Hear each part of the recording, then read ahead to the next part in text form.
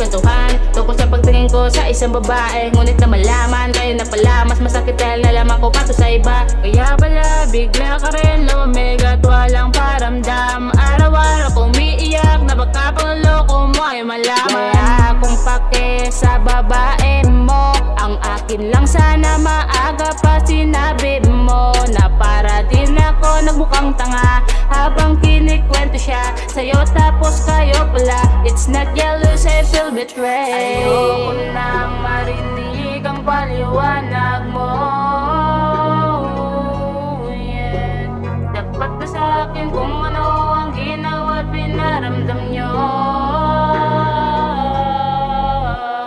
Anong nangyari sa ating dalawa? Dahil lang sa isang babae nasira ang tiwala, nawalan nanangga nang makita kakapal ng iyong pagmumukawa. Para umiyak na para bang ikaw pa ang nasaktan. Magsama kayo ng mga sulsul mo na mga kaibigan. Saradong mga utak kung mga alam para bang ang dami nilang alam. Mga walang alam, ako na ang pinagtaguan at pinamukha niyong tanga. Tapos sa huli bakit parang ako pa ang masama?